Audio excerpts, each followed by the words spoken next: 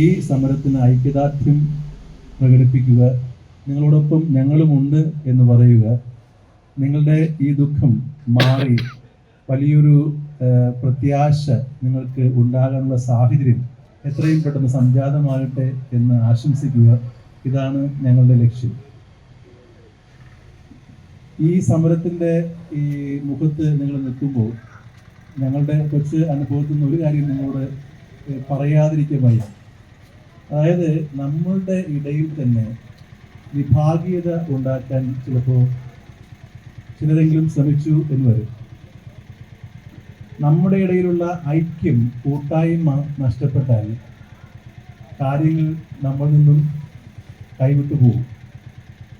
ഇവിടെ നമ്മൾ ഏകോദര സഹോദരങ്ങൾ പോലെ ജാതിമത ഭേദമന്യേ ഒരുമിച്ച് വസിക്കുന്ന ഇടമാണ്. നമുക്ക് ഒരേ ഒരു ലക്ഷ്യമേ ഉള്ളൂ, നമ്മുടെ കിടപ്പാടം തിരിച്ച് നമ്മുടെ സ്വന്തം ആക്കി മാറ്റുക. അതിന് നമ്മളെല്ലാവരും കൈകോർത്ത് പ്രവർത്തിക്കണം. ഇതിൻ്റെ ഉത്തരവാദിത്തപ്പെട്ടവർ, ഈ ലീഡർഷിപ്പിൽ നേതൃത്വത്തിൽ നിൽക്കുന്ന ആൾക്കാരിൽ തന്നെ ഒരു ഐക്യവും കൂട്ടായ്മയും ഉണ്ടാകണം. ചിലപ്പോൾ അങ്ങോട്ടും ഇങ്ങോട്ടും അഭിപ്രായ വ്യത്യാസങ്ങളൊക്കെ ഉണ്ടാകും. ഇതിൻ്റെ മുന്നിലേക്ക് പോകുമ്പോൾ എല്ലാവരും ഐക്യത്തോടെ കൂട്ടായ്മയോടെ ഒരുമിച്ച് നിന്നുകൊണ്ട് നിങ്ങൾ ആഗ്രഹിക്കുന്ന ഈ ഒരു നിങ്ങളുടെ അവകാശം നേടിയെടുക്കുവാനായിട്ട് നിങ്ങൾക്ക് സാധ്യമാകണം.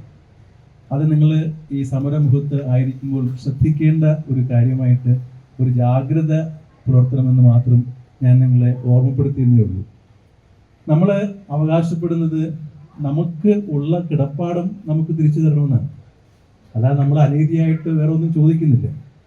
സ്വാഭാവികമായിട്ടും ഉത്തരവാദിത്തപ്പെട്ടവർക്ക് ഇത് കൃത്യമായിട്ട് അറിയുകയും ചെയ്യാം.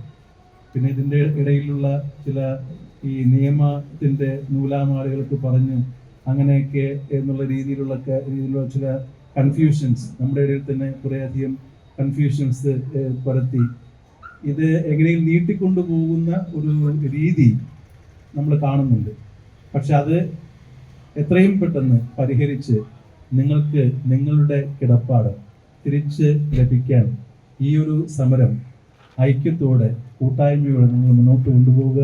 നിങ്ങളോടൊപ്പം ഞങ്ങളും ഉണ്ട്. നിങ്ങൾക്ക് വേണ്ടി പ്രാർത്ഥിക്കുന്നു. ഞങ്ങളുടെ എല്ലാ സാന്നിധ്യവും എല്ലാ സഹായവും നിങ്ങൾക്ക് വാഗ്ദാനം ചെയ്യുന്നു. നിങ്ങളെ ഇന്ന് അനുഭവിക്കുന്നു. കാരണം നമ്മൾ വാസ്തവത്തിൽ ഇവിടെ വന്നിരിക്കേണ്ട ഒരു കാര്യം നോക്കിയില്ല. നമ്മളിവിടെ കൊണ്ടുവന്നതാണ്, വലിച്ചിഴച്ചതാണ്. സ്വസ്ഥമായിട്ട് തങ്ങളുടെ കൂരയ്ക്കുള്ളിൽ കഴിയേണ്ട ആൾക്കാരാണ് നമ്മൾ. എത്രയും പെട്ടെന്ന് ഇനി കൂടുതൽ നീട്ടാതെ, എനിക്ക് തോന്നുന്നു മുഖ്യമന്ത്രി വിളിച്ച് ഇതുമായിട്ട് ബന്ധപ്പെട്ട ആൾക്കാരുമായിട്ട് സംസാരിക്കും എന്നൊക്കെയാണ് കേൾക്കുന്നത്.